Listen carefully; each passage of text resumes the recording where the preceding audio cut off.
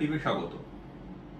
Election commission স্পষ্টতই একটা trust ডেফিসিটে ভুগছে, একটা ইমপ্র্যাকটিক্যাল আরবিট্রারি সিদ্ধান্ত নিয়েছে, যেখানে বিহারে একটা স্পেশাল ইন্টেন্সিভ রিভিশন করা হবে।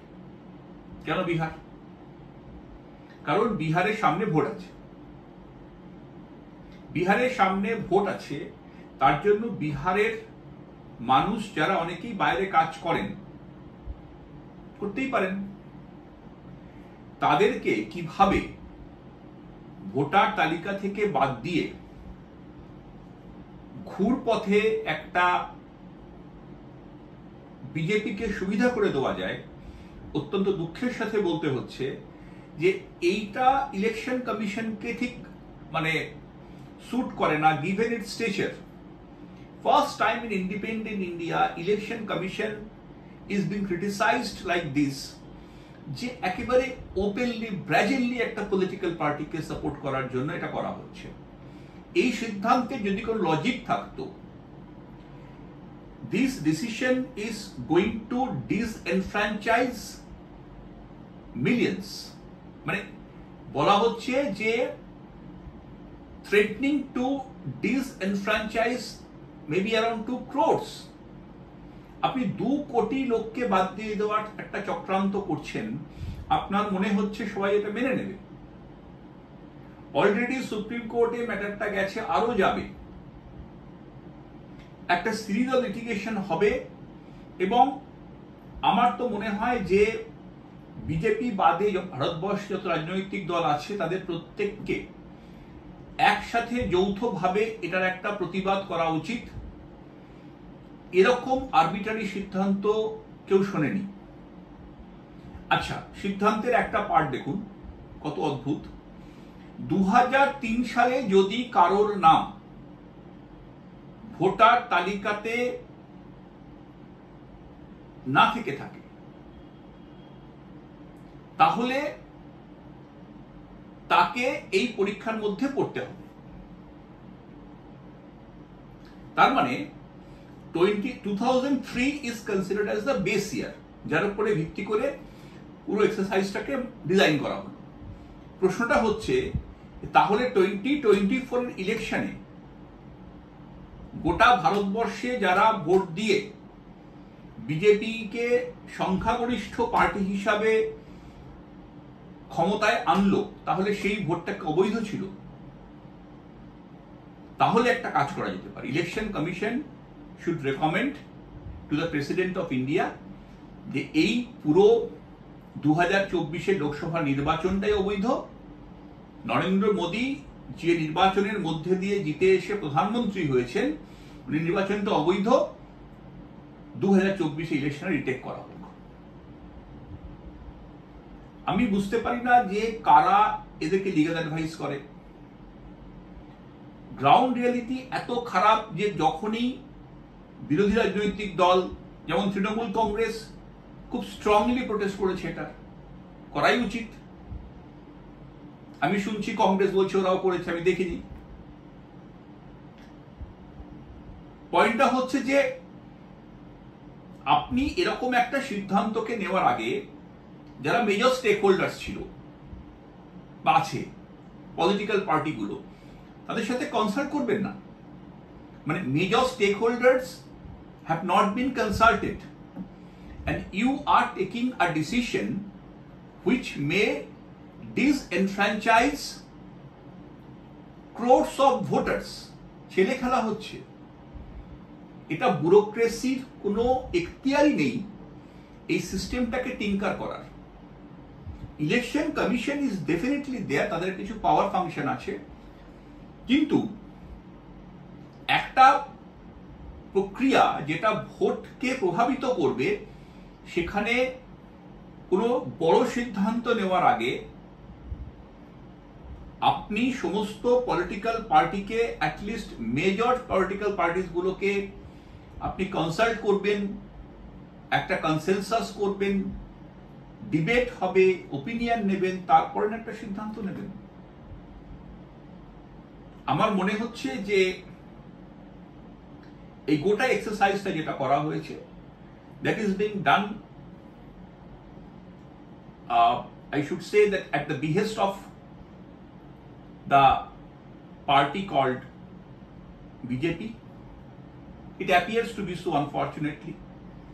As I said, the election commission যে ট্রাস্ট ডেফিসিট ফেস করছে আজকে, এরকম কিন্তু স্বাধীন ভারতবর্ষে কখনো হয়নি। পার্টিরা কমপ্লেন করেছে বিভিন্ন সময়, আমরাও করেছি, আমিও ইলেকশন কমিশনের এগেইনস্টে কমপ্লেন করেছি, কিন্তু সামগ্রিক ট্রাস্ট ডেফিসিট, ইলেকশন কমিশনটা নিউট্রালিটি পুরো ছেড়ে দিয়েছে, বঙ্গোপসাগরে কেন আরব সাগরে ফেলে দিয়েছে, ফেলে দিয়ে নেমে পড়েছে ময়দানে। এটা হচ্ছে বেসিক্যালি যেটা ওরা করতে চাইছে।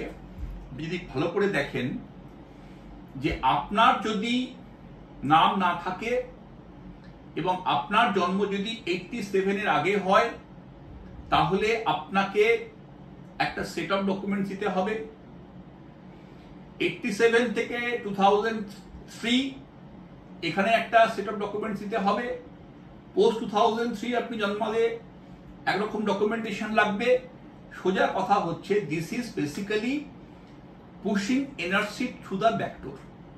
আমি ইলেকশন প্রচারের সময় বলেছিলাম যে বিজেপির হিডেন এজেন্ডা হচ্ছে যে এই এনআরসি কে যদি আমি স্ট্রেট ওয়েতে ইমপ্লিমেন্ট করতে ফেল করে থাকি, কারণ এটা একটা ইমপ্র্যাকটিক্যাল আরবিট্রারি ডিসিশন ছিল, ড্রাকনিয়ান ল ছিল, তাহলে প্রথম বললো যে NRC was only meant for Assam.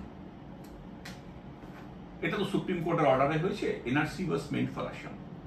আপনি দেখুন, আসাম থেকে পশ্চিমবঙ্গের স্থায়ী বাসিন্দাকে নোটিশ দিয়ে বলা হচ্ছে তুমি ইলিগালি ঢুকেছো আসামে বিটুইন 66 and 71, তোমাকে লেখা হচ্ছে প্রসিডি, কথাটা বলা হয়েছে প্রসিডি, মানে তার এগেইনস্টে প্রসিড করা হচ্ছে।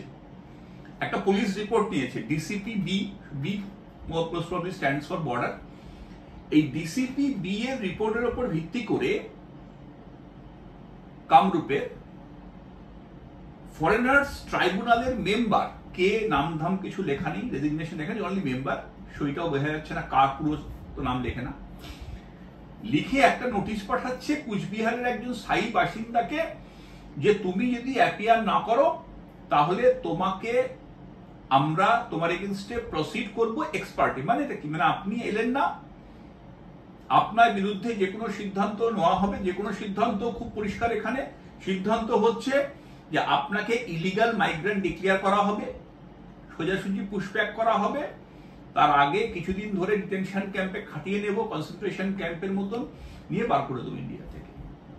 মানে আসামে যারা থাকে তাদের অবস্থা তো আমি বুঝতে পারছি শোচনীয়, সংখ্যালঘুদের অবস্থা তো আরো খারাপ করবে এই বিজেপি সরকার, হেমন্ত বিশ্ব শর্মার সরকার।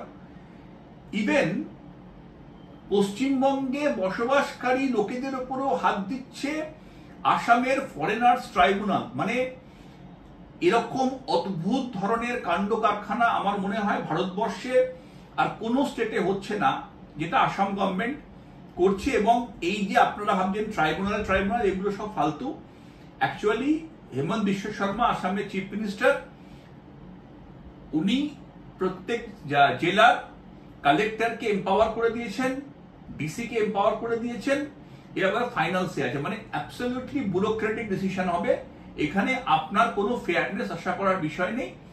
হিজ মাস্টার্স ভয়েস, ডিসির বস মানে অনারেবল সিএম অফ আসাম যা বলবেন ডিসি সেটা করবে, এভরিবডি নোজ দ্যাট, না হলে উনি পরের দিন ডিসি থাকবেন না ওখানে। ইলেকশন কমিশন দেখুন, মানে প্লেস একটা মাচ হায়ার পেডেস্টাল, কত নির্লজ্জের মতো কাজ করছে। যেহেতু বিহারে বিজেপি জেতার কোনো সম্ভাবনা এবার নেই, চিরাগ পাসওয়ান অলমোস্ট উল্টো দিকে চলে যাচ্ছেন, ডেফিনেটলি আরজেডি স্ট্রঙ্গার ফোর্স। এবার কিছু একটা করতে হবে ভয় দেখানোর জন্য, কতটা করতে পারবো জানি না, কিন্তু বিহারে এনআরসির জুজুটা ঢুকিয়ে দেওয়ার জন্য এই যে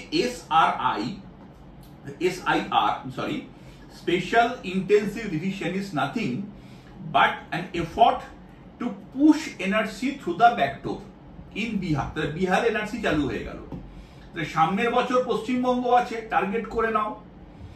এই গেমটা এত নির্লজ্জভাবে খেলা হচ্ছে এখন, এদিকে আসাম, এদিকে ইলেকশন কমিশন, মানে কারোর আর বুঝতে বাকি নেই যে বিজেপি এক্স্যাক্টলি কি চাইছে এবং তার জন্য তারা কোনো সাংবিধানিক রীতিনীতির তোয়াক্কাই করছে না, যা ইচ্ছা তাই করছে। এটার বিরুদ্ধে লিগালি যাওয়া তো ঠিক আছে, লিগালি যেতেই হবে এটার বিরুদ্ধে, after all it's a legal process, কিন্তু পলিটিক্যাল ভয়েসটাও খুব স্ট্রংলি রেজ করা উচিত।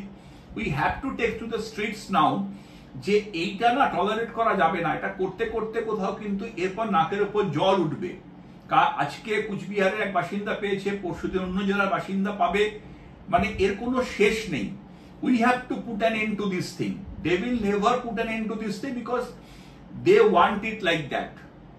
10টা চেষ্টা করবো, 3টে করতে পারলেও ভয় ধরিয়ে দেব, সারেন্ডার করো ওদের কাছে, এই গেমটা আমরা বুঝে গেছি। সুতরাং টাইম হ্যাজ কাম যেখানে লিগালি এবং democratically we have to teach them a solid lesson যে এই tinkering with the system and law does not pay and you should refrain from it. এটা খুব ইম্পর্টেন্ট হয়ে দাঁড়াচ্ছে to counter this arbitrary draconian order passed by Election Commission of India for this special intensive revision, 1 নম্বর। আর 2 নম্বর, আসামে এই যে foreigners ট্রাইব্যুনালের অত্যাচার শুরু হয়েছে সেটাকে বন্ধ করার জন্য লিগালি, ডেমোক্রেটিক্যালি, কনস্টিটিউশনালি যা যা করণীয় আছে সেটা করা হচ্ছে, করা হবে। এবং পশ্চিমবঙ্গে তৃণমূল কংগ্রেস এ ব্যাপারে সব থেকে স্ট্রং একটা স্ট্যান্ড নিয়েছে, কারণ কংগ্রেস তো এখানে স্ট্যান্ড নেয় না, ওরা ভাষা ভাষা থাকে।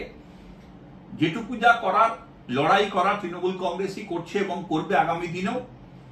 বিজেপির পক্ষে কিন্তু এই জিনিসটা আমি বলছি ব্যাকফায়ার করবে। মিলিয়ে নেবেন, যে লোকটি নোটিশ পেয়েছে না, এইরকম আরো কিছু লোক যদি নোটিশ পেয়ে যায়, যেটাকে ওরা ক্যাপটিভ ভোট ব্যাংক বলে মনে করে আর কি, কিছু নেই ক্যাপটিভ ভোট ব্যাংক টোট ব্যাংক, ভয় দেখিয়ে পায়।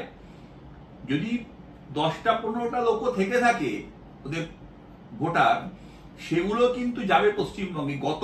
মানে শিক্ষা তো কোনোদিন নেয় না, প্রত্যেকবার নতুন নতুন পরীক্ষা নিরীক্ষা করে পশ্চিমবঙ্গে। কখনো এজেন্সি লাগিয়ে দাও, কখনো ফরেনার্স ট্রাইব্যুনাল লাগিয়ে দাও, যেন তেন প্রকারেণ পশ্চিমবঙ্গকে ভয় দেখাতে হবে। বাঙালি এত সহজে ভয় পায় না। সুতরাং এই মিস অ্যাডভেঞ্চার ব্যাকফায়ার করবে, এটা আপনি নিশ্চিত থাকতে পারেন।